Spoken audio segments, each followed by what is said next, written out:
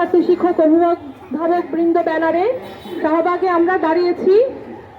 যে বিষয়টির উপর আমরা আলো ফেলতে চেয়েছি, গত কিছুদিন ধরে গণমাধ্যমে ঘুরছে, আপনারা দেখেছেন যে এই যে জুলাই গণ অভ্যুত্থান সংগঠিত হলো, সেক্ষেত্রে এখানে যে আমরা বলি যে বিভিন্ন দল মতের মানুষ এবং সমস্ত ধারার মানুষ এখানে অংশগ্রহণ করেছেন এই ফ্যাসিবাদ বিরোধী লড়াইয়ে। সেখানে আমরা জানি যে বিশ্ববিদ্যালয় শিক্ষক নেটওয়ার্ক খুবই গুরুত্বপূর্ণ ভূমিকা রেখেছেন সেখানকার শিক্ষকরা, এবং ক্যাম্পাসে 17 তারিখে তাদের যে মিছিল ছিল বা কারফিউর সময় এবং তৎপরবর্তী সময়েও যখন সরকার পতনের অভিমুখে চলে গেছে, 4 আগস্ট শিক্ষকদের একটি সংবাদ সম্মেলন হয় যেখানে রূপান্তরের রূপরেখা তারা ঘোষণা করেন। এরকম অসংখ্য ফুটেজ আপনাদের কাছেও আছে, যারা গণমাধ্যম কর্মী আছেন তাদের কাছেও আছে, যে শিক্ষকরা কিভাবে জাতির বিবেক হয়ে দাঁড়িয়ে সেই সময় যে ছাত্র জনতার বক্তব্য, সেই বক্তব্যটাকে জনগণের সামনে তুলে ধরেছেন, সকলের কণ্ঠস্বর হয়ে দাঁড়িয়েছিলেন। তো পরবর্তী সময়ে আমরা স্বাভাবিকভাবেই আশা করেছি যে অন্তর্বর্তীকালীন সরকার গঠিত হয়েছে সেটি এই গণ অভ্যুত্থানের আকাঙ্ক্ষায় নির্মিত সরকার। ফলে সেই সরকার সকল মতের মানুষের যে বক্তব্য, সেই বক্তব্যকে প্রচার করা এবং সকল মানুষের নিরাপত্তা প্রদান করা, সেটি এই সরকার নিশ্চিত করতে পারবেন। কিন্তু আমরা দুঃখের সাথে লক্ষ্য করছি এই আন্দোলনে গুরুত্বপূর্ণ ভূমিকা পালন করা এইসব শিক্ষকদের বিরুদ্ধে নানা রকম, আমি বলবো, ট্যাগিং এই করা হচ্ছে। এই সংস্কৃতি চলছে, নানা নাম দিয়ে নানা ধরনের হিংসাত্মক বিদ্বেষমূলক বক্তব্য ছড়ানো হচ্ছে, এবং এই যে যারা ছড়াচ্ছেন এই হিংসাত্মক বক্তব্য, তাদের বিরুদ্ধে কোনো অবস্থান নেওয়া সেটা তো দূরের কথা। আমরা খুবই বেদনার সাথে লক্ষ্য করেছি যে বাংলাদেশ কৃষি বিশ্ববিদ্যালয় প্রশাসন বরং তারা নিরাপত্তা দিতে পারবেন না এই অজুহাতে সেখানে যে গঠনমূলক আলোচনাটি হওয়ার কথা, যে কেমন বিশ্ববিদ্যালয় চাই, সেই আলোচনা কার্যত বন্ধ করার পথ তারা নির্ণয় করেছেন।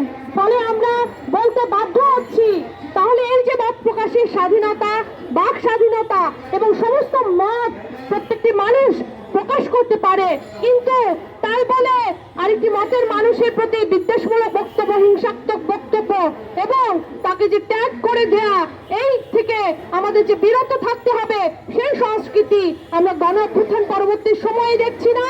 এবং আমরা দেখছি কিভাবে মব ভায়োলেন্স তৈরি হচ্ছে, নানা ধরনের ঘটনা সংঘটিত হয়েছে, এবং আমরা দেখছি যথাযথ ভূমিকা নিতে ঢাকা বিশ্ববিদ্যালয় প্রশাসন, জাহাঙ্গীরনগর বিশ্ববিদ্যালয় প্রশাসন সেই ভূমিকা নিতে ব্যর্থ হয়েছেন। সেখানেও আমরা দেখেছি যে শিক্ষক নেটওয়ার্ক কিন্তু সরেজমিনে সেই হলে গিয়েছেন, ঘটনা প্রত্যক্ষ করেছেন, শিক্ষকদের সাথে কথা বলেছেন, ছাত্রদের সাথে কথা বলেছেন, বিশ্ববিদ্যালয় প্রশাসনের সাথে কথা বলেছেন, এবং এই ব্যাপারে ব্যবস্থা নেওয়ার জন্য, পদক্ষেপ নেওয়ার জন্য তারা কথা বলেছেন।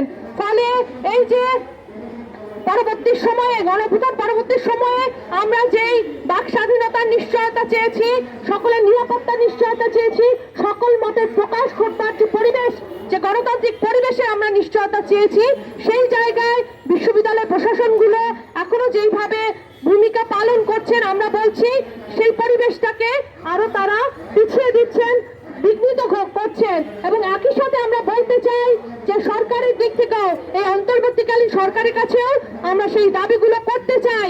এই যে বিদ্বেষমূলক বক্তব্যগুলো প্রচার করা হচ্ছে, তার বিরুদ্ধে ব্যবস্থা নেওয়া। আমরা জানি এই যে আমাদের যে তথ্য উপদেষ্টা, তার কাছেও আমরা দাবি জানাতে চাই এই ধরনের বক্তব্য প্রচারকে কিভাবে সীমিত করা যায়, এবং সত্যিকার অর্থে যে একটা গণতান্ত্রিক বাংলাদেশ আমরা নির্মাণ করতে চাই, গণতান্ত্রিক পরিবেশ তৈরি করতে চাই, গণতান্ত্রিক পরিসর বাড়াতে চাই, বাক স্বাধীনতা নিশ্চিত করতে চাই, আইনের শাসন চাই। এই প্রত্যেকটি নিশ্চিত করতে হলে, জবাবদিহিতা নিশ্চিত করতে হলে সরকারকে অবশ্যই তার বক্তব্যটাকে সুস্পষ্ট করতে হবে এবং জনগণের সামনে উপস্থাপন করতে হবে। যে মব ভায়োলেন্স গুলো তৈরি হয়েছে এবং যে একের পর এক ঘটনা ঘটে চলেছে আমরা দেখছি, তার বিরুদ্ধে অবস্থান সরকারের কি সেটা জনগণ স্পষ্ট করে জানতে চায়। আজকে এই ব্যানারে আমরা যখন শাহবাগে এসে দাঁড়িয়েছি, এই সুনির্দিষ্ট দাবিগুলো জানিয়ে আমি আমার বক্তব্য খুব এনসিটিভির সাথে এই শিক্ষকরা যুক্ত হয়েছেন। এনসিটিভির সাথে এই বিষয়ে একটু বলে যেতে চাই। আপনারা জানেন সমাজতান্ত্রিক ছাত্র ফ্রন্ট শিক্ষাক্রম বাতিলের দাবিতে দীর্ঘদিন ধরে যে লড়াই সংগ্রাম করে এসেছিল, তার সঙ্গে সর্বতভাবে এই শিক্ষকরা সহযোগী হিসেবে ছিলেন এবং তাদের যে গুরুত্বপূর্ণ বক্তব্য মতামত তার ভিত্তিতে কিন্তু এই বাংলাদেশে এই শিক্ষাক্রম বিরোধী যে আন্দোলন তার সাথে অভিভাবকরাও যুক্ত ছিলেন। সবটা মিলিয়ে কিন্তু এই শিক্ষাক্রম বাতিলের দাবিতে একটা জোরালো বক্তব্য আমরা দেশের মানুষের সামনে হাজির করতে পেরেছিলাম। তাহলে নতুন যে শিক্ষাক্রম আমরা চাই, তাহলে এনসিটিভি এই দুজন শিক্ষককে যে অন্তর্ভুক্ত করেছেন তাদের ব্যাপারেও যে বিদ্বেষমূলক বক্তব্য প্রচার করা হচ্ছে, সেটাও আমরা এই বক্তব্য প্রত্যাহারের দাবি জানাই এবং আমরা বলতে চাই এই যে এনসিটিভির যে কাজ সেটাকে সুষ্ঠুভাবে সম্পন্ন করবেন সরকার এবং এই দুজন শিক্ষক যাতে নির্বিঘ্নে তাদের কাজ করে যেতে পারেন তার নিরাপত্তা সরকারকে দিতে হবে। অসংখ্য ধন্যবাদ। সমাবেশে এরপর রাখবেন।